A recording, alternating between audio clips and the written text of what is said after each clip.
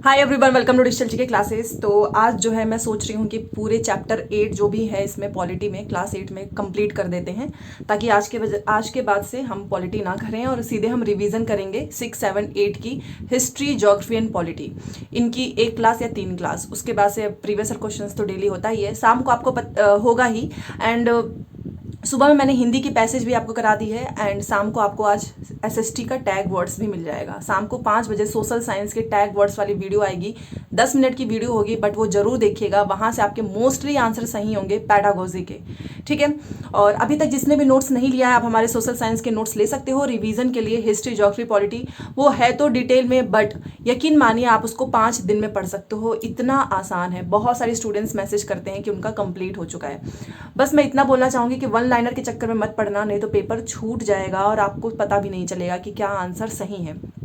आपको भले से 5 दिन लगेगा, लेकिन अगर आप डिटेल में पढ़ के जाएंगे ना, मेहनत करने से मत बचो, क्योंकि ये लास्ट मौका मिलेगा, क्योंकि इसके बाद से बीपीएससी होगा। तो चाहे कुछ भी हो, डिटेल में पढ़ लो, चाहे आपके पास खुद की किताब हो या फिर आपने मेरे नोट्स लिए होंगे। व्हाट्सएप पे मैसेज करेंगे तो टीम के द्वारा नोट्स मिलेगा, कॉल मत करना, मैसेज करना।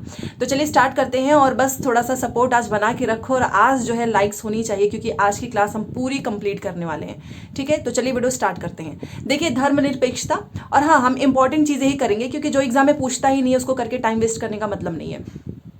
और ऐसा रिवीजन आपको कहीं पर नहीं मिलेगा, क्योंकि सभी लोग क्वेश्चन आंसर करा रहे हैं और हम लोग फोकस कर रहे हैं थ्योरी पे। तो धर्मनिरपेक्षता की समझ आपको पता ही चल चुका है, जिसने कल वाली क्लास देखी होगी, कि आप किसी से भी जोर जबरदस्ती करके कोई भी धर्म नहीं मनवा सकते हो। हर इंसान को आज़ादी है, वो अपने हिसाब से धर्म का प्रचार प्रसार भी कर सकता है और वो किसी भी धर्म को अपना सकता है। ये तो आपको सभी पता ही है, ठीक है। और यही सब पूछता भी है। यहाँ पर देखिए लिखा भी हुआ है, ये तो चलो एक कहानी के थ्रू दिया गया है कि किस तरीके से पहले लोग जबरदस्ती आज भी करते हैं कि किसी और धर्म में उनको परिवर्तन करने के लिए कि आप धर्म परिवर्तन कर लीजिए। और बहुत सारा आपने देखा होगा कि एक धर्म के लोग दूसरे धर्म भेदभाव करते हैं, बट हमारा संविधान हमें आज़ादी देता है कि हम किसी भी धर्म को अपना सकते हैं, ठीक है। और ये भी है, आपने कल देखा होगा, पहला ही चैप्टर है कि आप किसी के साथ भी उसके धर्म, जाति, मेल फीमेल के आधार पर भेदभाव नहीं कर सकते हो। तो कल वाली जिसने क्लास नहीं देखी होगी वो जरूर देखना, उसमें बहुत इंपॉर्टेंट चीज़ें हमने देखी है। और नीचे ही आपको यहाँ पर रेड कलर का दिख रहा होगा वो नंबर, उस पर आप मैसेज कर सकते हो। देखिए, धर्मनिरपेक्षता आप जानते ही हो कि भारतीय संविधान में ये हमारे मौलिक अधिकारों की व्यवस्था की गई है, और ये अधिकार ना केवल राज्य की सत्ता से हमें बचाता है, बल्कि बहुमत, मान लो कोई बहुमत है, मेजॉरिटी है, उससे भी हमारी रक्षा करेगा। भारतीय संविधान सभी को अपने धार्मिक विश्वासों और तौर तरीकों को अपनाने की पूरी छूट देता है। देखिए, धर्मनिरपेक्षता ना सीधे एग्जाम में पूछेगा कि ये क्या होता है। गलत सेंटेंसेस लिखे होंगे तो आपको सही करना होगा।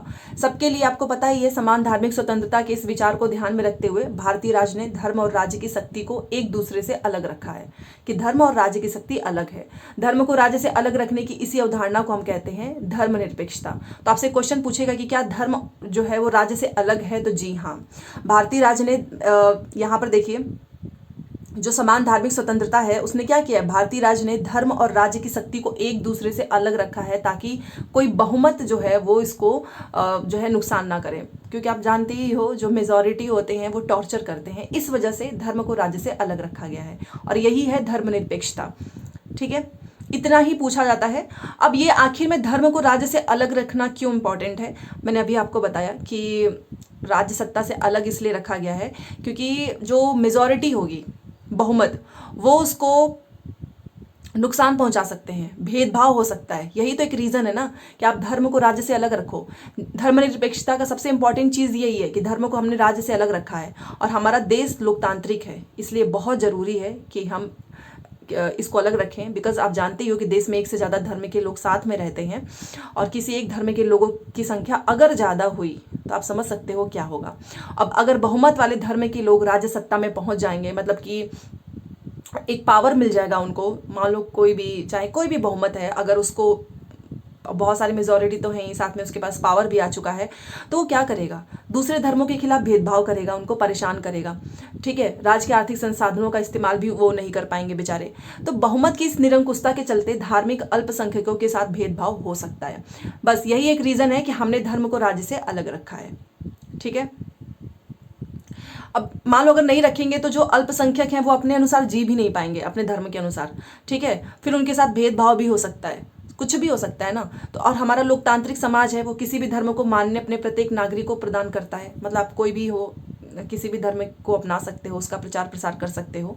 तो बहुत सारे रीजंस हैं। और आप बहुमत की निरंकुशता, मतलब बहुमत के ऊपर कंट्रोल करना, साथ में मौलिक जो फंडामेंटल राइट है ना हमारा, कल आपने देखा होगा, हमने आपको बताया था कि उसमें आप कोई भी धर्म का प्रचार प्रसार कर सकते हो।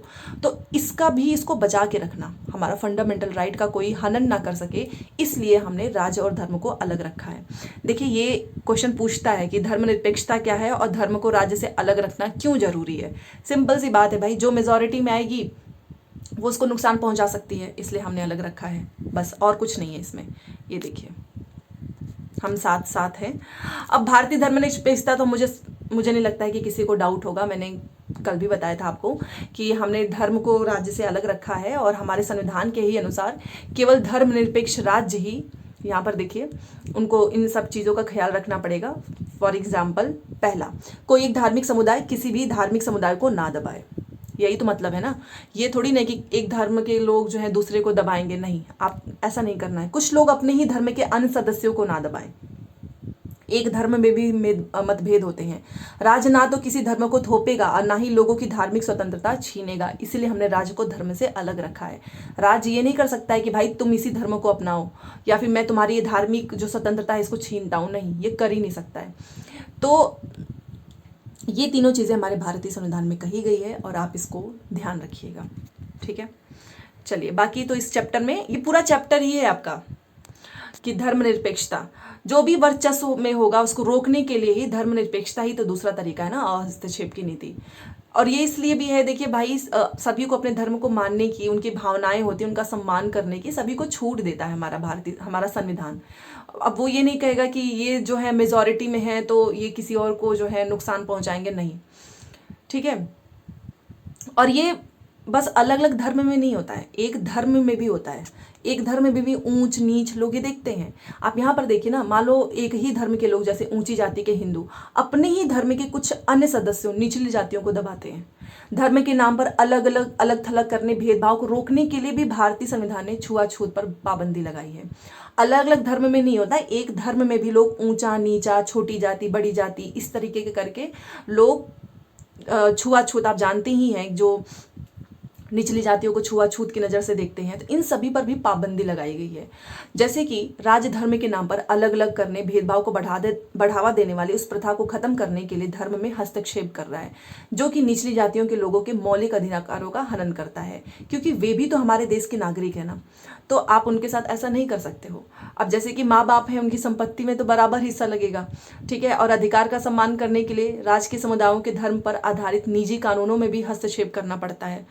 तो इस तरीके से राज्य भी हस्तक्षेप कर सकता है, ताकि, बट वो किस चीज़ के लिए, यहाँ पर देखिए, धर्म के नाम पर जो लोग बढ़ावा दे रहे हैं ना अलग अलग करने पे, और निचली जातियों के मौलिक अधिकारों का जो हनन कर रहे हैं, इन सभी चीज़ों को रोकने के लिए भी ये हमारा संविधान जो है, कहीं ना कहीं अगर देखा जाए, क्योंकि आज के समय में अगर आप देखो, मेजॉरिटी, बहुसंख्यक जो भी होगा, अगर ऐसी सारी चीज़ें ना हो तो वो दूसरे धर्म के लोगों के साथ क्या कर सकते हैं, आप इमेजिन करो एक बार, खुद से आप सोच समझ सकते हैं।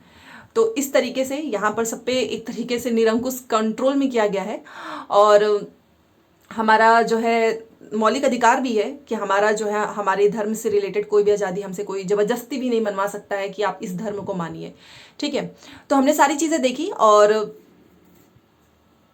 यहाँ पर एक चीज़ और ध्यान दीजिएगा कि दुनिया के अन्य धर्मनिरपेक्ष लोकतांत्रिक देशों के संविधान में दिए गए उद्देश्य से मिलते जुलते हैं। अमेरिकी संविधान में हुए पहले संविधान संशोधन के जरिए विधायिका को ऐसे कानून बनाने से रोक दिया गया है जो कि धार्मिक संस्थानों का पक्ष लेते हों या फिर धार्मिक स्वतंत्रता को रोकते हों। इसका मतलब है कि विधायिका किसी भी धर्म को राजकीय धर्म घोषित नहीं कर सकती। जी हाँ, ऐसा भी नहीं कि कोई एक धर्म को आप ज़्यादा प्रायोरिटी दे दो, प्राथमिकता दे दो और बाकी के धर्म को अलग कर दो, ठीक है। तो इस चीज़ को भी माना नहीं गया, इसको रोक दिया गया है, ये कानून हुआ ही नहीं।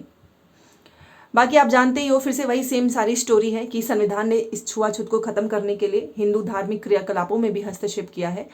भारतीय धर्मनिरपेक्षता में राज्य धर्म से अलग तो है, लेकिन धर्म से उसका फासला सैद्धांतिक है। इसका मतलब है कि संविधान में दिए गए आदर्शों के आधार पर राज्य किसी भी धर्म के मामलों में हस्तक्षेप कर सकता है। जी हाँ, मान लो कोई धर्म है जो कि ऐसा कुछ कर रहे हैं, कंट्रोल कर रहे हैं, तो उस समय राज्य हस्तक्षेप कर सकता है।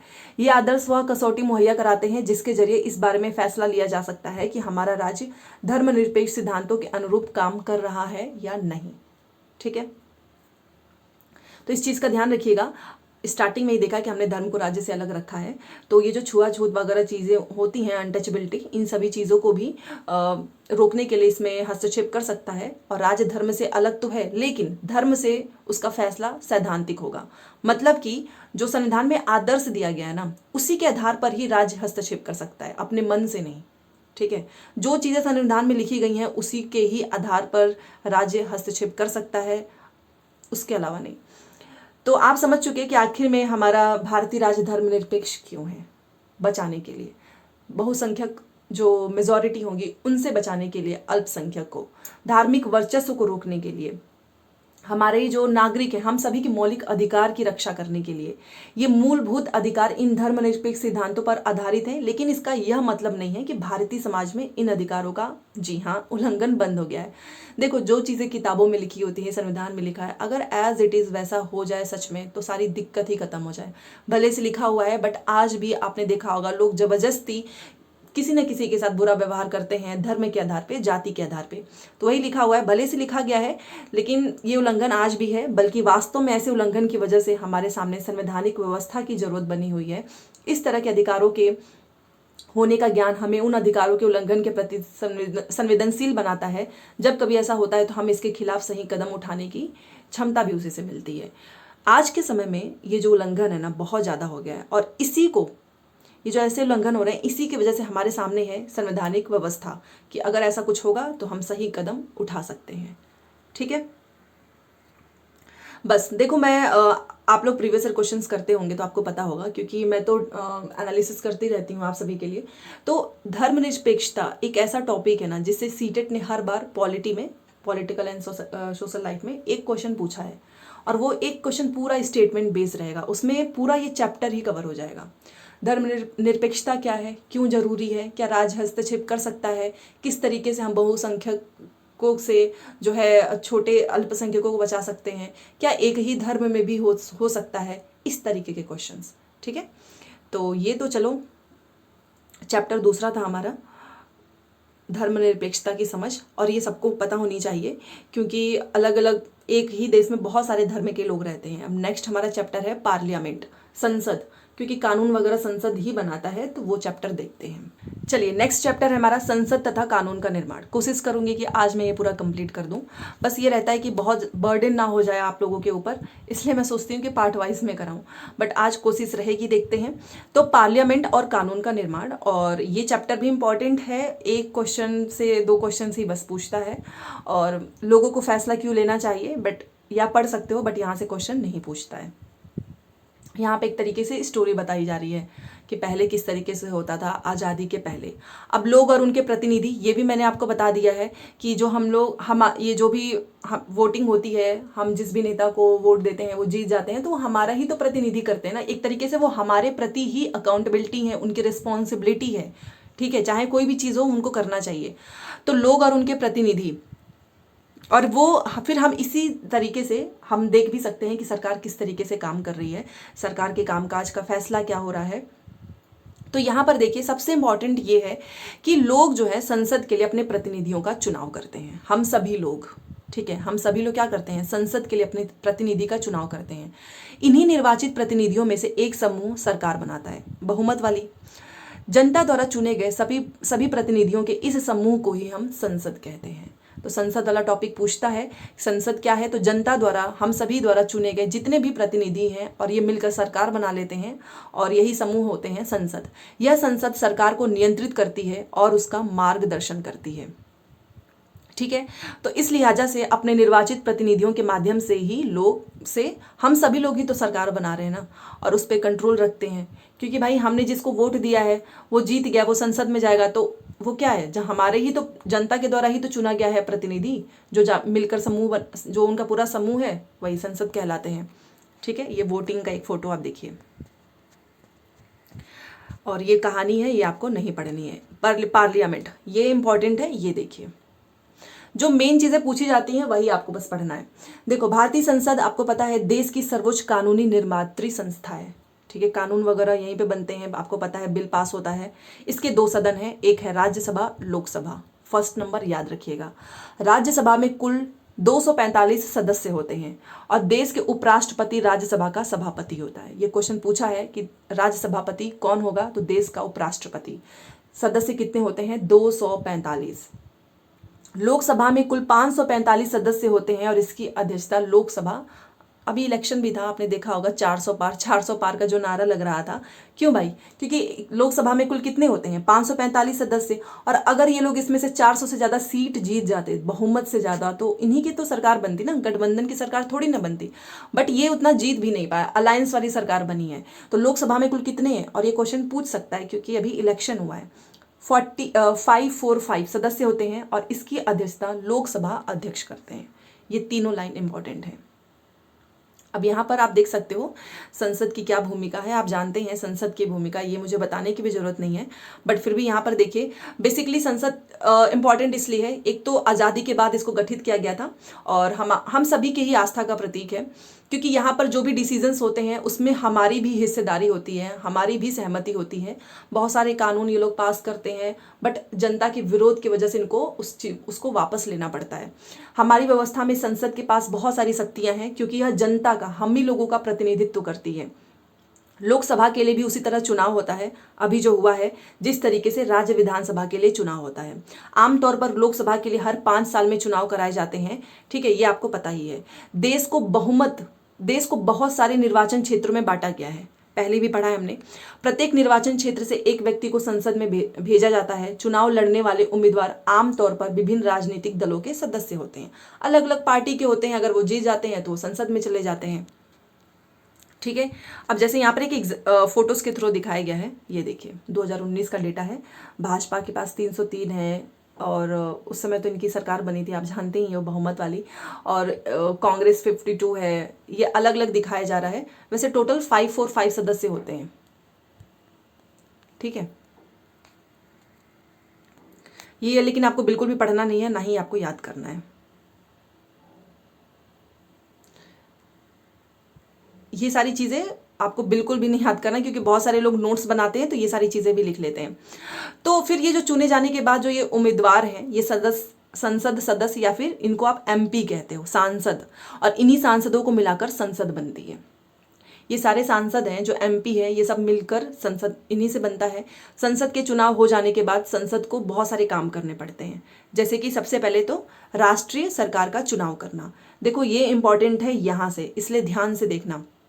भारतीय संसद में यहाँ पर देखिए राष्ट्रपति और 2 सदन होता है, एक होता है राज्यसभा और लोकसभा, ठीक है। लोकसभा चुनाव के बाद सांसदों की एक सूची बनाई जाती है, इससे पता चलता है कि किस राजनीतिक दल के कितने सांसद हैं। यदि कोई राजनीतिक दल सरकार बनाना चाहता है तो मैंने आपको बोला ना कि उसके पास बहुमत होना चाहिए, ठीक है। लोकसभा में कुल 543 निर्वाचित सदस्य, वो जो 545 था ना ऊपर, उसमें से 2 मनोनीत सदस्य होते हैं, ठीक है ना। इस चीज का ध्यान रखिएगा। ऊपर 545 था क्योंकि 543 तो निर्वाचित होते हैं और 2 मनोनीत होते हैं, ठीक है। इस चीज का ध्यान रखिएगा। उसके बाद से यहाँ पर देखिए, इसलिए बहुमत हासिल करने के लिए लोकसभा में किसी भी दल के पास कम से कम 272 सदस्य होना चाहिए। मान लो कोई भी पार्टी है, अगर वो 272 उसके पास सीटें आ जाती हैं तो उसकी सरकार बन जाएगी बहुमत वाली। बट अभी देखिए जो भाजपा थी उसकी 272 नहीं थी, इसीलिए उसको गठबंधन की सरकार बनानी पड़ी। तो 543 निर्वाचित होंगे, 2 मनोनीत होंगे, और अगर आप बहुमत वाली सरकार बनाना चाहते हैं तो एटलीस्ट आपके पास 272 तो होने ही चाहिए सीट। संसद में बहुमत प्राप्त करने वाले दल या फिर गठबंधन का अंग नहीं होने वाले सभी राजनीतिक दल विपक्षी दल कहलाते हैं। अब भाई जो पावर में आ गया वो सत्ता पक्ष, और जो जिनके नहीं बन पाए वो विपक्ष दल, ये तो सभी जानते हैं। कार्यपालिका का चुनाव करना लोकसभा का एक महत्वपूर्ण काम होता है। अब ये कार्यपालिका का चुनाव करना क्यों होता है, क्योंकि देखिए कार्यपालिका ऐसे लोगों का समूह होती है जो संसद द्वारा बनाए गए कानून को लागू करने के लिए मिलकर काम करते हैं। देखो जो कानून बनता है वो किसी एक इंसान से नहीं बनता है, ये आप सभी जानते हैं। बहुमत वाली जो सरकार होगी वही बनाएंगी। उसके बाद से इसमें इम्पॉर्टेंट इसलिए हो जाता है क्योंकि ये ऐसे लोगों का ग्रुप होता है जो कि पार्लियामेंट में जो भी कानून बनते हैं उसको लागू करने के लिए लोग मिलकर काम करते हैं।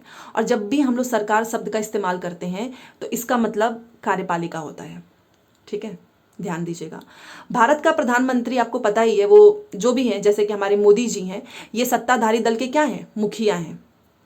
और प्रधानमंत्री अपने दल के सांसदों में से मंत्रियों, उसके बाद से जैसे ये मान लीजिए मोदी जी को घोषित कर दिया गया था ना, उस दिन आपने देखा होगा कि ठीक है हमारे इस बार के भी प्रधानमंत्री ये होंगे। अब मोदी जी क्या करेंगे, अपने सांसदों में से मंत्रियों का चुनाव करेंगे ताकि आगे चलकर वो लोग उनके साथ फैसलों को लागू करें। ठीक है, देखा ही होगा आपने, ये तो आप जानते भी हैं। तो जो भी है पीएम जो होंगे वो हमारे सत्ताधारी दल का मुखिया होंगे, और प्रधानमंत्री अपने दल के सांसदों में से ये क्या करेंगे, जब बन जाएंगे फिर ये अपने मंत्री का चुनाव करेंगे। और मंत्री का ये चुनाव करना इसलिए इंपॉर्टेंट है ताकि जो भी हम आगे फैसला लागू कर सके उसमें इनका सपोर्ट हो सके। ऑब्वियस ही बात है। तो क्योंकि एक अगर मना कर देंगे, बिल पास नहीं होगा, आगे नहीं जाएगा, तो फैसले भी वहाँ पे डिक्लाइन हो जाएंगे। तो जो प्रधानमंत्री के साथ मिलकर फैसलों को लागू करते हैं, जैसे कि आपका स्वास्थ्य मंत्री हो गया, शिक्षा मंत्री, वित्त मंत्री, ये सभी लोग सरकारी कार्यों का जिम्मा संभालते हैं। ठीक है, और अभी आपने देखा होगा किसी एक राजनीतिक दल को अगर बहुमत नहीं मिल पाता है, तो जो कि सरकार बनाने के लिए बहुत जरूरी है, तो इसमें वो लोग क्या करते हैं, गठबंधन की सरकार बनाते हैं। और ये अभी हुआ है। अभी जो बीजेपी थी वो कहाँ, उसको बहुमत तो मिला नहीं, तो उसने बिहार में एंड एक और आंध्र प्रदेश, इनके साथ अलायंस किया हुआ है ताकि इनकी सरकार बने। तो ये आप देख सकते हैं, ये केंद्रीय सचिवालय की दो इमारतें हैं, एक का नाम है साउथ ब्लॉक और यहाँ पे है नॉर्थ ब्लॉक।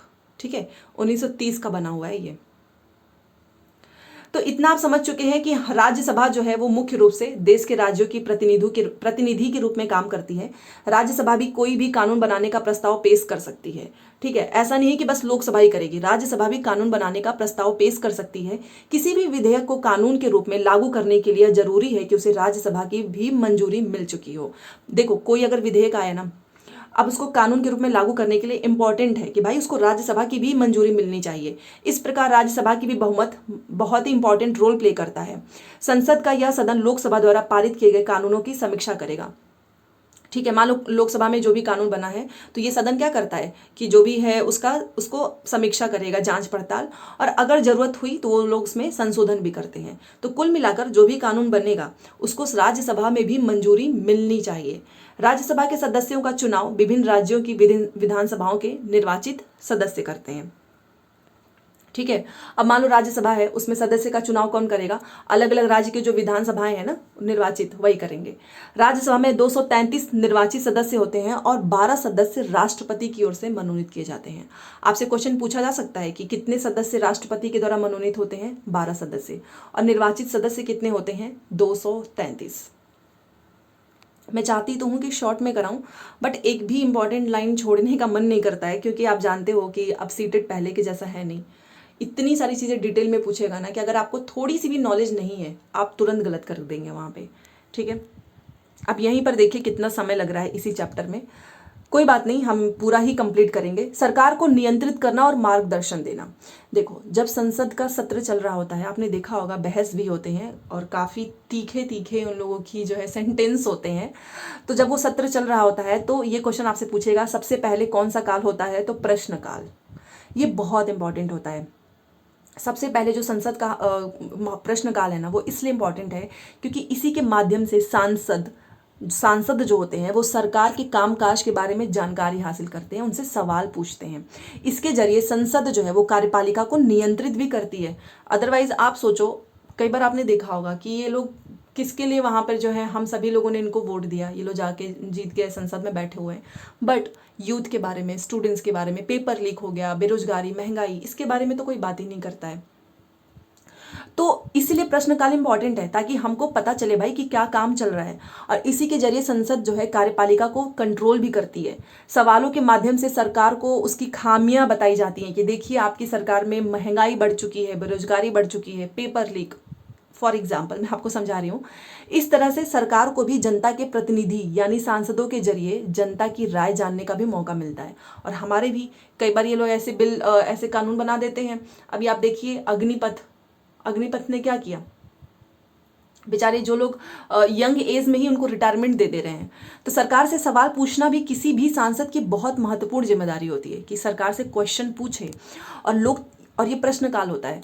लोकतंत्र के स्वस्थ संचालन में जो विपक्षी दल होता है ना, वो बहुत इंपॉर्टेंट रोल प्ले करता है और होना चाहिए। अगर विपक्षी दल नहीं है मजबूत तो एक तरीके से हमारी ही हार होगी, क्योंकि हमारा जो भी प्रश्न होगा वो उनसे कोई पूछ ही नहीं पाएगा। वे सरकार की नीति और कार्यक्रम की कमियों को सामने लाते हैं और अपनी नीतियों के लिए जन समर्थन जुटाते हैं। कि वो क्वेश्चन पूछेंगे ना कि ये आपने क्या किया है, पेपर लीक कितने हो रहे हैं, ये जो भर्ती निकलती नहीं है कि उसके पहले ही पेपर लीक हो जाता है, इस तरीके की चीज़ें। ठीक है, तो ये जो सांसद प्रश्न करते हैं ना, तो सरकार को भी फीडबैक मिलता है, इससे सरकार भी अच्छी चलती रहेगी। और इसके अलावा वित्त से संबंधित भी सभी मामलों में संसद की मंजूरी सरकार के लिए बहुत इंपॉर्टेंट होता है। और यह उन कई तरीकों में से एक है जिसके माध्यम से संसद सरकार को कंट्रोल करती है, उनका मार्गदर्शन करती है, उनको सूचित करती है। जनप्रतिनिधियों के रूप में संसद को नियंत्रित, निर्देशित और सूचित करने में सांसद की बहुत महत्वपूर्ण भूमिका होती है और यह भारतीय लोकतंत्र का एक मुख्य आयाम है।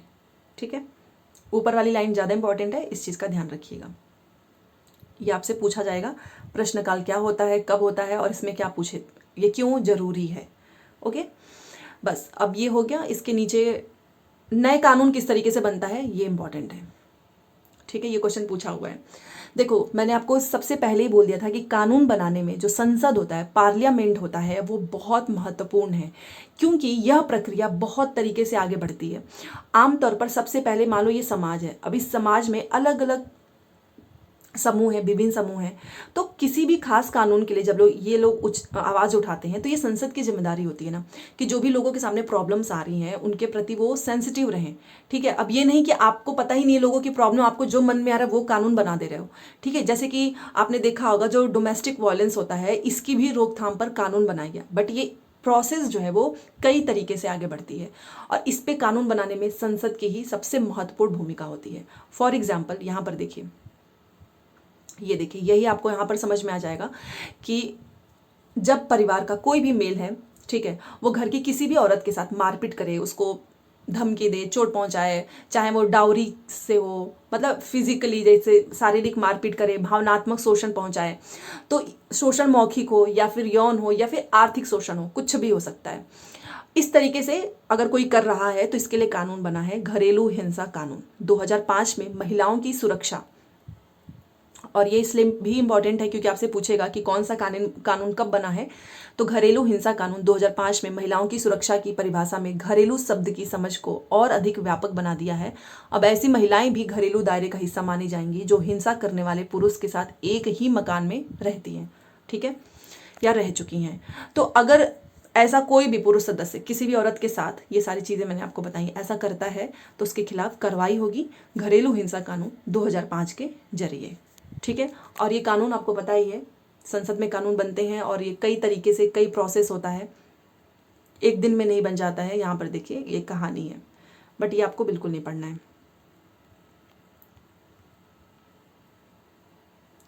अच्छा, ये वाला क्वेश्चन पूछता है, एक वर्ड जो है रिप्लेस हुआ है, इसलिए जिन औरतों के साथ हिंसा या फिर दुराचार होता है उन्हें आमतौर पर पीड़ित माना जाता है। इन हालात से उबरने के लिए औरतें तरह तरह से संघर्ष करती हैं। ठीक है, इसलिए उनको पीड़ित की बजाय अब हमने कहा है सर्वाइवर। ठीक है, ध्यान दीजिएगा, पीड़ित की जगह पे अब हम उन्हें कहेंगे सर्वाइवर। बस ये क्वेश्चन अंग्रेजी शब्द का है, मतलब जो बचा रहे। तो ये आपने देख लिया, तो बहुत सारे एग्जाम्पल्स हमने देखा। तो क्या आपको एक चीज़ समझ में आई कि नागरिक की भूमिका कितनी ज़्यादा इंपॉर्टेंट है कानून बनाने में? क्योंकि जो कानून बनता है वो हमारे लिए ही तो बन रहा है ना, हमारे जो भी प्रॉब्लम्स है उसको दूर भी कर सकते हैं, जनता की चिंताओं को कानून के दायरे में लाने के लिए संसद की मदद कर सकते हैं। इस प्रकार के हर चरण में नागरिक जो है ना वो बहुत इंपॉर्टेंट है। ठीक है, यह आवाज़ टेलीविज़न, न्यूज़पेपर, रेडियो, आम सभाओं के जरिए सुनी और व्यक्त की जा सकती है। संचार माध्यम के जरिए संसद का काम ठोस और पारदर्शी तरीके से जनता के सामने आता है। बट आजकल के समय मीडिया में कुछ ऐसी चीज़ें दिखाई ही नहीं जाती हैं। बस ये हो गया। अब यहाँ पर देखिए, ये इंपॉर्टेंट इसलिए है कि आपको किसान बिल तो सबको याद होगा ना, वापस लेना पड़ा था। तो कई बार ये लोग ऐसे भी कानून बना देते हैं जो कि लोगों को पसंद नहीं आता है। ठीक है, तो फिर बाद में जब जनता विरोध करती है तो इनको बदलना भी पड़ता है। तो सेम वही चीज़ इसमें लिखी गई है, मैंने आपको 2 लाइन में ही समझा दिया। तो यहाँ पर ये यही बात बताया जा रहा है कि कई बार संसद एक ऐसा कानून पारित कर देती है जो कि बेहद अलोकप्रिय है, मतलब लोगों को पसंद नहीं आता है, और ऐसा कानून संवैधानिक रूप से वैध होने के कारण कानूनन सही हो सकता है। मतलब भले से हमें पसंद ना आए, बट वो संवैधानिक रूप से वैलिड है, तो वो कानूनन तो सही है। फिर भी वो लोगों को पसंद नहीं आता है, क्योंकि उनको लगता है कि इसके पीछे गवर्नमेंट की नीयत सही नहीं थी, इसलिए लोग ना क्रिटिसाइज करेंगे, इसके खिलाफ आंदोलन करेंगे। टीवी चैनल हर जगह से हमारे जैसे लोकतंत्र में आम नागरिक संसद द्वारा बनाए जाने वाले दमनकारी कानून के बारे में अपनी सहमति व्यक्त कर सकता है। मतलब कोई कानून आपको पसंद नहीं आ रही है तो आप अपनी बात रख सकते हो। जब बहुत सारे लोग यह मानने लगते हैं कि गलत कानून आ चुका है, तो संसद के ऊपर दोबारा से दबाव बनाया जाता है कि कानून जो आपने बनाया है इस पे विचार करो, और फिर कई बार उनको बदलना भी पड़ता है। ये आप सभी आपने देखा भी है इसके पहले। नगर पालिका की सीमाओं के भीतर जगह के इस्तेमाल से संबंधित विभिन्न नगर पालिका कानूनों में पटरी पर दुकान लगाने, फेरी लगाने को गैर कानूनी घोषित किया है। मतलब जो साइड में नहीं लगाते हैं फेरी वाले, ठेले वाले, दुकान रोड के किनारे, आपने देखा होगा, तो इन लोगों ने बोला कि ये गैर कानूनी है। तो इसमें कोई संदेह नहीं है, क्योंकि आम जो लोग हैं उनको आने जाने में दिक्कत होती है, रोड गंदा हो जाता है, साफ सुथरा नहीं होता है, तो इसके लिए कुछ कानून तो जरूरी है, तभी लोग आसानी से फुटपाथ पे भी चल पाएंगे। लेकिन हम इस बात को इग्नोर नहीं कर सकते हैं कि वो जो लोग दुकान लगा रहे हैं ना, वो कोई बहुत रईस नहीं है, कोई अमीर नहीं है, वो बेचारे थोड़ा बहुत ही कमा पाते हैं, वो कैसे दुकान का रेंट दे पाएंगे। ठीक है, तो पटरी वाले, फेरी वाले, वो किसी भी बड़े शहर में रहने वाले लाखों लोगों की एक तरीके से उनकी घर की पूरी जो जिंदगी है, घर का पूरा जो खर्चा है उसी से चल रहा है, उनका रोजी रोटी। तो अगर आपने कोई कानून बनाकर उनको वहां से हटा दिया तो वो बेचारे कहाँ जाएंगे। ठीक है, एक तरीके से देखा जाए तो ये गलत भी है और सही भी है, क्योंकि अगर आप अपने बारे में बस सोचोगे कि यार ये लोग रोड गंदा करते हैं, भीड़ लगा देते हैं, बट आप दूसरे तरीके से सोचिए कि वो कहाँ जाएंगे। क्या उनके पास करोड़ों की संपत्ति है कि वो दुकान का रेंट दे सकते हैं? नहीं। तो गैर कानूनी घोषित किया गया था। तो फिर इस पे सोचा गया कि अगर कानून किसी एक समूह की हिमायत करता है, कि आपने कुछ लोगों के बारे में सोचा कि वो आने जाने में दिक्कत हो रही है, बट आपको दूसरे समूह को भी देखना पड़ेगा ना, और अगर आपने उसकी उपेक्षा की तो उस पर विवाद खड़ा होगा, टकराव की स्थिति होगी। जो लोग सोचते हैं कि संबंधित कानून सही नहीं है, वे इस मुद्दे पर फैसले के लिए अदालत की शरण में भी जा सकते हैं, और अगर अदालत को लगा कि कानून संविधान के विरुद्ध है तो वो उसमें संशोधन भी कर सकती है या फिर उसको रद्द कर सकती है। तो ऐसा नहीं है कि कोई कानून बन गया है तो आप उसको बदल नहीं सकते हो, कोर्ट में जा सकते हैं, कोर्ट को भी लगा कि ये इसके विरुद्ध है तो वो उसको रद्द कर सकती है। ठीक है, अच्छा, अभी आपने बिहार में देखा होगा, वो आरक्षण वाला जो था उसको भी रद्द कर दिया गया। ठीक है, कल ही की न्यूज़ है। तो आपने सारी चीज़ें देख ली और आपको पता चल गया कि एक तरीके से ये हम सभी की जो हमारी भूमिका है वो बहुत इम्पॉर्टेंट है, और ऐसा नहीं है कि अभी इलेक्शन जो है ख़त्म हो गया तो हम लोगों का भी भूमिका ख़त्म हो गया। नहीं, जो भी चीज़ें होंगी, सवाल गवर्नमेंट का जो भी फैसला आएगा, हमें उसकी निगरानी करनी है कि कहीं कुछ गलत तो नहीं फैसला ले रहे हैं, और उसके खिलाफ हम आवाज़ भी उठा सकते हैं। तो नागरिक के रूप में हमारी भूमिका ख़त्म नहीं हुई है चुनाव के साथ। इसके बाद भी हम अखबार, अन्य संचार माध्यम के जरिए इस पर नज़र रखेंगे कि आखिर में हमारी संसद में हो क्या रहा है, और क्या सही काम कर भी रहे हैं कि नहीं, और हमें उनकी आलोचना भी करनी चाहिए। ठीक है, और इस बात का ध्यान रखना चाहिए कि लोगों की जितनी हिस्सेदारी होगी, जितने उत्साह से वे जुड़ेंगे, उतना ही संसद को भी अपना काम सही ढंग से करने में मदद मिलेगी। तो कुल मिलाकर इस चैप्टर से आपको कानून किस तरीके से बनता है, संसद क्या है, लोगों की क्या हिस्सेदारी है, ठीक है, क्या कोई कानून को बदला जा सकता है, ये सारी चीज़ें आपके एग्ज़ाम में पूछी जाएंगी। तो यहाँ तक हमारा अब नेक्स्ट चैप्टर ये देखिए।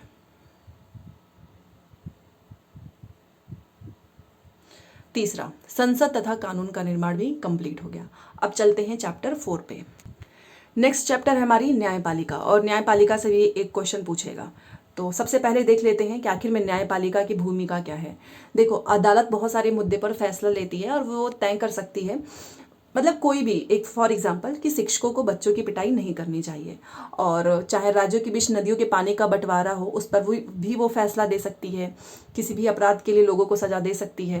तो अगर देखा जाए तो न्यायपालिका के काम को हम कुछ भागों में बांटकर अच्छे से समझेंगे। ठीक है, और इसे एक मेहनत के लिए लाइक तो कर दीजिए। अभी शाम को टैग वर्ड्स भी आने वाला है 5 बजे, तो प्लीज़ आप लोग सपोर्ट बनाए रखें, क्योंकि कल मैंने सोचा है कि हम एक महामैराथन करने वाले हैं पूरा सोशल साइंस का। ठीक है, देखो, विवादों का निपटारा, सबसे पहले न्यायपालिका को हम मोटे तौर पे अगर समझें तो जो विवादों का निपटारा है इसमें देखिए, न्यायिक व्यवस्था, नागरिक व सरकार, दो राज्य सरकारें और केंद्र व राज्य सरकारों के बीच में पैदा होने वाले जो भी विवाद है उसको हल करने की क्रियाविधि भी मुहैया कराती है। कौन? न्यायपालिका। अगला देखिए, न्यायिक समीक्षा। संविधान की व्याख्या का अधिकार मुख्य रूप से न्यायपालिका के पास होता है। ठीक है, जो भी संविधान की व्याख्या का है उसका अधिकार न्यायपालिका के पास है। इस नाते यदि न्यायपालिका को ऐसा लगा कि संसद ने कोई ऐसा कानून पारित कर दिया है जो कि हमारे संविधान के आधारभूत ढांचे का उल्लंघन कर रहा है तो वो उसको रद्द कर सकता है। अभी हमने देखा, इसी को कहते हैं न्यायिक समीक्षा। अगला देखो, ये पावर है इनके पास, तो ये सारे पावर्स आपको पता होने चाहिए। कानून की रक्षा भी करता है और हमारे मौलिक अधिकार का भी। अगर आपको लगेगा ना कि आपके मौलिक अधिकार का उल्लंघन हुआ है तो आप सुप्रीम कोर्ट या फिर हाई कोर्ट जा सकते हो। ठीक है, और ये हमारा भारत का सर्वोच्च न्यायालय है। इसकी स्थापना हुई है 26 जनवरी 1950 को। ठीक है, और उसी दिन हमारा देश गणतंत्र बना था। तो अगर आप देखो तो पूर्ववर्ती फेडरल कोर्ट ऑफ इंडिया की भांति यह न्यायालय भी पहले संसद भवन के भीतर चैम्बर ऑफ प्रिंसेस में हुआ करता था, बट अब इसको वहां से ट्रांसफर कर दिया गया है 1958 में। ठीक है, तो ध्यान दीजिएगा, सर्वोच्च न्यायालय की स्थापना हुई थी 26 जनवरी 1950। अब ये स्वतंत्र न्यायपालिका क्या है? अगर ये स्वतंत्र ना हो तो क्या होगा, आप मुझे सोच के बताओ। देखिए, आप खुद से सोचिए कि आप किसी भी एक ताकतवर नेता के बारे में सोचो और आपके ही परिवार की जमीन पर उसने कब्जा कर लिया है और आप एक ऐसी व्यवस्था में रहते हो जहां पर नेता किसी न्यायाधीश को उसके पद से हटा सकता है। मतलब ये सबसे ज़्यादा पावरफुल है और इसने आपकी ही ज़मीन को हथिया ली है और आप एक ऐसी जगह पे हैं जहां पर ये नेता जो है ना वो न्यायाधीश को भी हटा सकता है, उसका ट्रांसफ़र कर सकता है। तो जब आप इस मामले को अदालत में लेकर जाओगे तो क्या न्यायाधीश आपका सपोर्ट लेगा या उस नेता का? आप मुझे बताइए भाई। जब ये नेता ही इस न्यायाधीश को कंट्रोल कर लेगा तो आपका तो कुछ बचा ही नहीं। ठीक है, इसीलिए स्वतंत्र न्यायपालिका इंपॉर्टेंट है। ठीक है, अभी आगे और देखिए, नेताओं का न्यायाधीश पर, जो नेता है कोई भी नेता हो सकता है, आपके मन में जो भी नेता इस समय याद आ रहा हो आप उसके बारे में इमेजिन करो।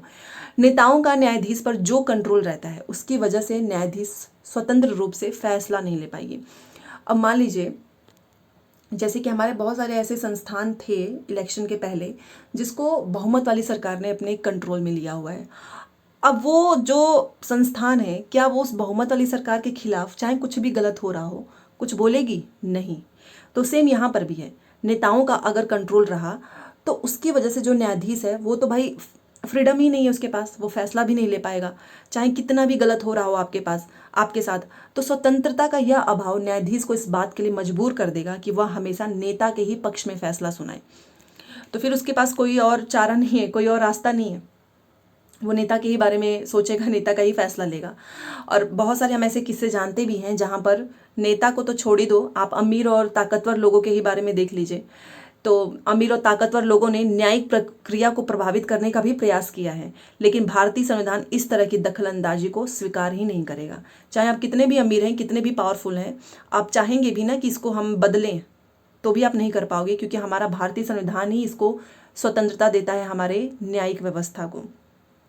इसलिए हमारे संविधान में न्यायपालिका को पूरी तरीके से स्वतंत्र रखा गया है ताकि किसी भी पॉलिटिकल पार्टीज का, किसी भी पावरफुल का इस पे कोई इफेक्ट ना हो। ठीक है, और ये आज की चैप्टर बहुत ज़्यादा इंपॉर्टेंट है। देखिए, सबसे पहले स्वतंत्रता का एक पहलू है शक्तियों का बंटवारा।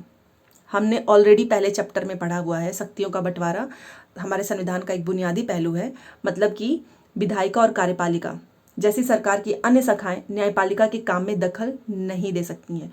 मतलब ये जो विधायिका है ना और ये कार्यपालिका, ये न्यायपालिका के किसी भी काम में इंटरफेयर नहीं कर सकती है। अदालत जो है ना वो सरकार के अधीन नहीं, सरकार आएंगी जाएंगी, कोई भी सरकार हो, बट जो हमारी अदालत है वो किसी भी गवर्नमेंट के अधीन नहीं है और ना ही वे सरकार की ओर से काम करती हैं। ठीक है, ये चीज़ क्लियर है। क्यों? क्योंकि जो विधायिका है और कार्यपालिका है वो जब सरकार की जो भी हमारी मान लो शक्तियों का बंटवारा ऑलरेडी हुआ ही है और ये एक तरीके से इसका बेसिक देखा जाए स्ट्रक्चर है। तो जब ये जो है अन्य शाखाएं न्यायपालिका किसी भी काम में दखल नहीं दे सकती हैं तो स्वतंत्र होगी न्यायपालिका। वो अपने हिसाब से जो उसको लगेगा संविधान के हिसाब से सही है वो उस पर फैसला लेगी। उसके ऊपर कोई इफेक्ट नहीं होगा कि कौन सी नेता है, कौन सा ताकतवर आदमी है। ठीक है, क्योंकि वो सरकार की ओर से काम नहीं कर रही है, ना ही वो सरकार के अधीन है। तो शक्तियों के इस बंटवारे को दुरुस्त रखने के लिए यह भी इम्पॉर्टेंट है कि जो हमारा हाई कोर्ट है, सुप्रीम कोर्ट है, इसके सभी न्यायाधीश की नियुक्ति में सरकार की अन्य शाखाओं का भी कोई दखल ना हो। तो ये क्वेश्चन पूछता है कि क्या जो जज होते हैं उनकी नियुक्ति में सरकार का कोई रोल है? बिल्कुल भी नहीं। अगर सरकार का रोल आ गया तो भाई ये तो स्वतंत्र ही नहीं होंगे ना। तो शक्तियों के बंटवारा करते समय इस चीज़ का ध्यान रखा गया कि जो भी उच्च न्यायालय है, सर्वोच्च न्यायालय है, जो भी इनकी नियुक्ति होगी न्यायाधीश की, इसमें सरकार इंटरफेयर नहीं कर सकती है। और ये एक बार अगर नियुक्त हो गए ना तो किसी भी न्यायाधीश को हटाना बहुत बहुत मुश्किल होता है। ठीक है, चाहे कोई भी सरकार कितनी भी एड़ी चोटी की जोर लगा ले, ये इनको नहीं हटा सकती है। ठीक है, न्यायपालिका की यह स्वतंत्रता अदालत को बहुत ज़्यादा ताकत देती है क्योंकि न्यायपालिका स्वतंत्र है। इसके आधार पर वे विधायिका और कार्यपालिका द्वारा शक्तियों के दुरुपयोग को भी रोक सकती है। अभी वो देखा था ना आपने, वो जो मेयर वाला इलेक्शन हुआ था। न्यायपालिका देश के नागरिकों के मौलिक अधिकारों की रक्षा में भी बहुत इंपॉर्टेंट रोल प्ले करता है, क्योंकि अगर आपको लगे कि आपके किसी भी अधिकार का उल्लंघन हो रहा है तो आप अदालत जा सकते हो। ठीक है, अब भारत में अदालत की संरचना कैसी है? देखो हमारे यहाँ पे ये क्वेश्चन इंपॉर्टेंट है क्योंकि ये पूछा हुआ है। देखो हमारे यहाँ पे 3 अलग अलग स्तर पे अदालत है। एक निचले स्तर पे है, मतलब निचले स्तर पे तो बहुत सारी अदालत है, और सबसे ऊपरी स्तर पे तो केवल एक ही अदालत है। हम सभी जानते हैं जिन अदालत से लोगों का सबसे ज़्यादा, मतलब जहाँ पर आपको सबसे ज़्यादा जाना पड़ता होगा, उन्हें हम कहते हैं अधीनस्थ या फिर जिला अदालत, डिस्ट्रिक्ट। सबके डिस्ट्रिक्ट में एक होता है ये कोर्ट। ये अदालत आमतौर पर जिले या फिर तहसील के स्तर पर या फिर किसी शहर में होती है। ये बहुत तरह की मामलों की सुनवाई करती है। प्रत्येक राज्य जिलों में बटा होता है। अब जैसे मान लीजिए कोई भी स्टेट, चाहे वो यूपी हो, बिहार हो, वहाँ पर जिले होते हैं। कहीं पर 38 होंगे, कहीं पे 50 होंगे, कहीं पे 60 होंगे। अलग अलग जिले तो होंगे ही ना। और हर जिले में एक क्या होता है? जिला न्यायाधीश होता है। तो प्रत्येक राज्य का भी एक उच्च न्यायालय होता है जिसे हम बोलते हैं हाई कोर्ट। जैसे कि आप पटना हाई कोर्ट देखिए, इलाहाबाद, अलग अलग स्टेट में। तो एक राज्य में कई जिले हैं तो वहाँ पे जिला न्यायाधीश होगा, और एक राज्य है तो उसके लिए आपका उच्च न्यायालय। यह अपने राज्य की सबसे, अब जो हाई कोर्ट है वो तो ऑब्वियस ही बात है ना कि अपने राज्य का सबसे ऊंचा ही अदालत होगा। ऊंचे न्यायालयों से ऊपर, अब हाई कोर्ट से भी ऊपर कौन है? सुप्रीम कोर्ट है। और यह है देश की सबसे बड़ी अदालत, जो कि नई दिल्ली में स्थित है। देश के जो मुख्य न्यायाधीश है ना, वो सर्वोच्च न्यायालय के मुखिया होते हैं, चीफ जस्टिस ऑफ इंडिया। ठीक है, तो हमारे अगर देश की सबसे बड़ी अदालत कौन सी है? सुप्रीम कोर्ट, जो कि कहाँ पर है? न्यू दिल्ली में है। और भारत के जो मुख्य न्यायाधीश हैं वो होते हैं सर्वोच्च न्यायालय के मुखिया। सर्वोच्च न्यायालय के फैसले देश के बाकी सारे अदालत को मानने होते हैं। जैसे कि मान लो कोई फैसला है, वो आपके डिस्ट्रिक्ट लेवल पे गया, आप उससे सेटिस्फाइड नहीं हुए, तो आपने उस फैसले को ट्रांसफ़र किया हाई कोर्ट में। अब हाई कोर्ट से भी आप ट्रांसफ़र नहीं हुए, ठीक है, तो वो फैसला चला गया सुप्रीम कोर्ट ने। अब सुप्रीम कोर्ट ने जो फैसला दे दिया है ना, वो इन दोनों को भी मानना पड़ेगा। इनके पास कोई रास्ता नहीं है, क्योंकि सबसे बड़ी अदालत यही है। ठीक है, अभी आप देख लीजिए ना, बीएड वर्सेस बीटीसी का क्या हाल हुआ था। सुप्रीम कोर्ट का जो फैसला है वो सभी को मानना पड़ा है। अब यहाँ पर देखो, ये फोटो है मद्रास उच्च न्यायालय का। देखिए, ये मैं आपको इसलिए बता रही हूँ क्योंकि ये क्वेश्चन पूछा हुआ है। उच्च न्यायालय की स्थापना सबसे पहले 1862 में कलकत्ता, बम्बई और मद्रास में हुआ। ये 3 प्रेसिडेंसी शहर थे, ये लाइन याद रखिएगा। दिल्ली उच्च न्यायालय का गठन 1966 में हुआ और आज देश भर में 25 उच्च न्यायालय हैं। इंपॉर्टेंट है, ठीक है। बहुत सारे राज्यों के अपने खुद के उच्च न्यायालय होते हैं, जबकि जो पंजाब और हरियाणा है ना, इनका एक ही है, ये शेयरिंग न्यायालय है जो कि चंडीगढ़ में है।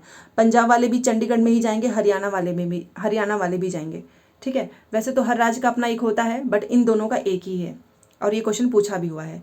दूसरी तरफ 4 पूर्वोत्तर राज्य असम, नागालैंड, मिजोरम और अरुणाचल प्रदेश, इनके लिए भी एक ही उच्च न्यायालय रखा गया है और वो है गुवाहाटी। मतलब इनको भी अगर हाईकोर्ट में जाना होगा, चाहे वो असम के हो, नागालैंड, मिजोरम या फिर अरुणाचल प्रदेश, ये जाएंगे कहाँ पर? गुवाहाटी में ही, क्योंकि एक ही उच्च न्यायालय है। तो पंजाब हरियाणा का चंडीगढ़ में है और इन चारों का है गुवाहाटी में, ठीक है। 1 जनवरी 2019 से आंध्र प्रदेश और तेलंगाना में अलग अलग उच्च न्यायालय है, और ज़्यादा से ज़्यादा लोगों के नज़दीक पहुँचने के लिए कुछ न्यायालय की राज्य के अन्य हिस्सों में भी बेंच है। तो कुल मिलाकर यहाँ पर जो मैंने हाईलाइट किया है ये इंपॉर्टेंट है, इस चीज़ का ध्यान रखिएगा, ठीक है। अब एक क्वेश्चन यहाँ पे पूछा गया था तो इसको कर लेते हैं। यहाँ पर देखिए, तो भारत में ना हमारे पास ये क्वेश्चन पूछता है कि क्या हमारे पास एकीकृत न्यायिक व्यवस्था है? तो जी हाँ। इसका मतलब यह है कि यह ऊपरी अदालत के फैसले नीचे की सारी अदालत को मानने होते हैं। मतलब सुप्रीम कोर्ट का फैसला नीचे के जितने भी अदालत हैं उन सभी को मानना पड़ेगा, और इसीलिए हमारे पास है एकीकृत न्यायिक व्यवस्था। ठीक है, इस एकीकरण को समझने के लिए अपील की व्यवस्था को देखा जा सकता है कि मान लो अगर आपको ऐसा लगे, अभी जो मैंने आपको स्टोरी सुनाई कि निचली अदालत का फैसला सही नहीं है, तो आप ऊपर जा सकते हो, फिर उनका जो फैसला आएगा इन सभी को मानना पड़ेगा। ठीक है, बस ये कहानी है कि किसी के घर में कुछ हुआ, फिर वो लोग ऐसे अपील किए नीचे, फिर वो फैसला उन्हें मंजूर नहीं हुआ, फिर वो लोग ऊपर गए, फिर वो फैसला सभी को मानना पड़ा। ठीक है, चलिए अब यहाँ पर देखते हैं एक बार महिला आंदोलन, तो हम लोग ऑलरेडी पढ़ चुके हैं क्लास 7 में। देखिए 1980 के दशक में देश भर के महिला संगठन दहेज हत्याओं के खिलाफ आवाज उठा रहे थे, और आज भी होता है, दहेज लेना तो पाप है, फिर भी लोग लेते हैं। उन्हें इस बात पर दुख था कि अदालत इस तरह की घटनाओं में दोषियों को दंडित नहीं कर पा रही है। मतलब लोग इस चीज़ से परेशान थे कि भाई ठीक है हम लोग केस करते हैं, सारी चीज़ें हो रहे हैं, बट जिसको पनिशमेंट मिलनी चाहिए उन्हें तो पनिशमेंट समय पर मिल ही नहीं पा रही है। उच्च न्यायालय के उपरोक्त फैसले ने ऐसी जागरूक महिलाओं को काफ़ी परेशान कर दिया था। ठीक है, उन्होंने कई जगह धरना प्रदर्शन किया, उच्च न्यायालय के फैसले के खिलाफ सर्वोच्च न्यायालय में एक और अपील दायर की, और यह appeal Indian federation of women lawyers नामक संगठन की तरफ से दायर की गई थी कि यह इतना लेट हो जा रहा है, और जो मुजरिम है वो तो बाहर आराम से घूम रहा है। कई बार फैसले भी तो इतने लेट आते हैं। आप देखिए बीएड वर्सेस बीटीसी का फैसला आने में कितना समय लग गया। तो यहाँ पर यही बताई जा रही है कि इन लोगों ने अपील किया, और जो अपील है वो Indian federation of women lawyers नामक संगठन की तरफ से दायर किया गया था 1980 में। दहेज हत्याओं के खिलाफ जो लोग आवाज उठा रहे थे उन्हें सही समय पर जस्टिस नहीं मिल पा रहा था। ठीक है, और एक बार ये मैं आपको दिखाना चाहूंगी। अधीनस्थ अदालत को कई अलग अलग नामों से संबोधित कर सकते हैं अलग अलग राज्य में। आप इसको ट्रायल कोर्ट बोल सकते हो, जिला न्यायालय बोल सकते हो, सत्र न्यायाधीश बोल सकते हो, प्रधान न्यायिक बोल सकते हो, मजिस्ट्रेट बोल सकते हो, मेट्रोपॉलिटन मजिस्ट्रेट बोल सकते हो, सिविल जज न्यायालय बोल सकते हो। तो सारे नाम मैंने आपको बता दिया है। मान लो एग्जाम में कोई एक नाम घुमाकर पूछ दे इसलिए। ठीक है, ये देखिए विधि व्यवस्था की विभिन्न शाखाएं कौन सी है। दहेज हत्या का मामला समाज के विरुद्ध अपराध की श्रेणी में आता है, और यह आपराधिक फौजदारी कानून का उल्लंघन है। फौजदारी कानून के अलावा हमारी विधि व्यवस्था दीवानी कानून या फिर सिविल लॉ के संबंधित मामलों को भी देखती है। फौजदारी और दीवानी कानून के बीच फर्क को समझने के लिए आपको नीचे देखना होगा। मतलब ये आपको पता होना चाहिए कि किस तरीके की अगर कोई भी मामला होगा तो कौन सा फौजदारी होगा, कौन सा दीवानी। देखिए वैसे मैंने नोट्स में सब कुछ इंक्लूड किया है, तो आपको नोट्स बनाने की ज़रूरत नहीं है अगर आपके पास ऑलरेडी मेरा नोट्स है, एसएसटी वाला पेड नोट्स। देखो फौजदारी कानून में क्या क्या चीज़ें इंक्लूड होता है। तो कोई चोरी कर रहा है, दहेज के लिए औरत को तंग कर रहा है, हत्या कर रहा है, ठीक है, ये आपका फौजदारी में आएगा। उसके बाद से आप देखिए कोई भी आप मान लीजिए एफआईआर करवा रहे हो और इसके बाद से पुलिस अपराध की जाँच कर रही हो, तो ये भी आपका आएगा फौजदारी में। और ये तीसरा है कि मान लो कोई व्यक्ति दोषी पाया जाता है तो उसको जेल भेजा जा सकता है, उस पर जुर्माना हो सकता है। ये सब फौजदारी कानून में आते हैं। ये क्या करेगा ना, ये 3-4 लाइन उठा लेगा। दहेज के लिए मारना, धमकाना, चोरी करना, ये कौन सा कानून है, फौजदारी कानून में आएगा। उसी तरीके से दीवानी कानून देखिए, दीवानी कानून में क्या क्या चीज़ें होंगी। मान लो जो ज़मीन की बिक्री हो गई, चीज़ों की खरीदारी हो गई, किराया हो गया, डाइवोर्स हो गया, ये सब कुछ दीवानी कानून में। ठीक है, उसके बाद से मान लो कोई प्रभावित पक्ष है, उसकी ओर से न्यायालय में कोई याचिका दायर की गई है। अगर मामला किराए से संबंधित है तो मकान मालिक या फिर किराएदार मुकदमा दायर कर सकते हैं। तो मतलब ये किराए से रिलेटेड हो गया, ये भी आपका दीवानी कानून में। अदालत राहत की व्यवस्था करती है, जैसे कि अगर मकान मालिक और किराएदार के बीच में विवाद है तो अदालत यह आदेश दे सकती है कि किराएदार को कि मकान को खाली करो और बकाया किराए चुकाओ। तो ये भी आपका आ जाएगा दीवानी कानून में। तो ये दोनों डिफरेंस ध्यान रखिएगा क्योंकि आपसे एग्जाम्पल्स के थ्रू पूछेगा। ठीक है, अब ये क्वेश्चन है कि क्या हर व्यक्ति अदालत की शरण में जा सकता है। जी हाँ, आप सभी को अधिकार है, आप जा सकते हो। बट जो गरीब लोग होते हैं उनके पास उतने पैसे नहीं होते हैं और वकीलों का खर्चा आप जानते ही हो, तो उनके लिए भी एक व्यवस्था की गई है। सबसे पहले भारत का जो हर एक नागरिक देश की न्यायालय की शरण में जा सकता है। मतलब आप सभी को न्याय मांगने का अधिकार है। न्यायालय हमारे मौलिक अधिकार की रक्षा करता है, तो अगर आपको लगेगा कि आपके मौलिक अधिकार का उल्लंघन हुआ है तो आप अदालत जा सकते हो। मतलब अदालत की सेवाएं सभी के लिए है, चाहे वो किसी भी धर्म का हो, किसी भी जात का हो। ठीक है, लेकिन वास्तव में गरीबों के लिए अदालत में जाना काफ़ी मुश्किल हो जाता है, बिकॉज इसका जो प्रोसेस होता है वो काफ़ी महंगा होता है। इसमें बहुत सारी कागजी कार्रवाई होती हैं, बहुत समय लगता है। तो मान लो कोई गरीब आदमी है, वो पढ़ना लिखना नहीं जानता है, उसका पूरा परिवार मजदूरी करता है, तो अदालत में जाने और इंसाफ पाने की उम्मीद उसके लिए बहुत डिफ़िकल्ट हो जाएगी। तो इसी को ध्यान में रखकर PIL की व्यवस्था की गई है। ये ध्यान दीजिएगा, 1980 के दशक में सर्वोच्च न्यायालय ने जनहित याचिका PIL की व्यवस्था की है। मतलब इसमें सर्वोच्च न्यायालय ने न्याय तक ज़्यादा से ज़्यादा लोगों की पहुंच स्थापित करने का प्रयास किया है, मतलब कोई भी वंचित ना रह जाए। न्यायालय ने किसी भी व्यक्ति या फिर संस्था को ऐसे लोगों की ओर से, मतलब कि कोई भी व्यक्ति, कोई भी संस्था, कोई भी अगर आपको लगे कि ये नहीं कर पा रहे तो आप उनकी ओर से जनहित याचिका दायर कर सकते हो, ठीक है, जिनके अधिकारों का उल्लंघन हो रहा है। और यह याचिका उच्च न्यायालय या फिर सर्वोच्च न्यायालय में दायर की जाती है, ठीक है। PIL, मान लो अगर आपको लगे कि कोई भी व्यक्ति है, कोई भी संस्था है, उसे लगे कि इनके अधिकार का उल्लंघन हो रहा है, तो आप उनके तरफ से PIL कर सकते हो और ये आपका उच्च न्यायालय या फिर सर्वोच्च न्यायालय में होगा। कोर्ट ने कानूनी प्रक्रिया को बेहद सरल बना दिया है। अब सर्वोच्च न्यायालय या फिर उच्च न्यायालय में नाम भेजे गए पत्र या फिर जो टेलीग्राम होता है ना, उसको भी जनहित याचिका माना जा सकता है। शुरुआती सालों में जनहित याचिका के माध्यम से बहुत सारे मुद्दों पर लोगों को न्याय भी मिला है। बंधुआ मजदूरों को अमानवीय श्रम से मुक्ति दिलाने और बिहार में सजा काटने के बाद रिहा नहीं किए गए कैदियों को रिहा करवाने के लिए भी इस PIL की जो है इस्तेमाल किया गया है। तो इससे बहुत सारे लोगों को फ़ायदा हुआ है जब से ये वाला कानून आया है 1980 के दशक में। ये देखिए जनहित याचिका, और ये इंपॉर्टेंट है इसलिए मैं इसको बता रही हूँ। अब मिड डे मील देखिए, बहुत सारे लोगों को नहीं पता होगा, बट ये भी एक इसी का परिणाम है। किसका? PIL का। जो सरकारी और सरकारी सहायता प्राप्त स्कूलों में बच्चों को जो दोपहर का खाना मिलता है ना, मिड डे मील, इसकी व्यवस्था भी जनहित याचिका के ही फलस्वरूप किया गया था। तो ये इसलिए पूछता है कि क्या मिड डे मील भी PIL के ही द्वारा हुआ था? तो जी हाँ, ठीक है। अब यहाँ पर एक चीज़ देखते हैं, ये देखिए, आम आदमी के लिए अदालत तक पहुँचना और न्याय लेना एक तो कठिन होता ही, आप जानते ही हो। लेकिन अगर हम कोर्ट तक पहुंच जाएं, वही हमारे लिए एक तरीके से होता है कि न्याय तक पहुंचना है। अदालत जो है वो नागरिकों के मौलिक अधिकारों की व्याख्या में एक अहम भूमिका निभाती है। और ये आपसे पूछा जाएगा 21 अनुच्छेद। अदालत ने संविधान के अनुच्छेद 21 की व्याख्या करने के बाद से यह कहा है कि जीवन के अधिकार में भोजन का अधिकार भी शामिल है। तो आपसे पूछेगा कि भोजन का अधिकार क्या जीवन के अधिकार में है, किस अनुच्छेद के तहत? तो वो है अनुच्छेद 21। ध्यान दीजिएगा। इसी अदालत ने राज्य को आदेश दिया कि वो दोपहर के भोजन की योजना करे और सभी लोगों तक खाना पहुंचाए, ठीक है। तो अनुच्छेद 21 क्या है? जीवन का अधिकार है, जिसमें हमारा भोजन का भी अधिकार है, ठीक है। बट ऐसा भी कई बार हुआ है कि अदालत ने कुछ ऐसे फैसले लिए हैं जो कि आम आदमी को बहुत नुकसान पहुंचाया है, जैसे कि गरीबों के आवास के अधिकार।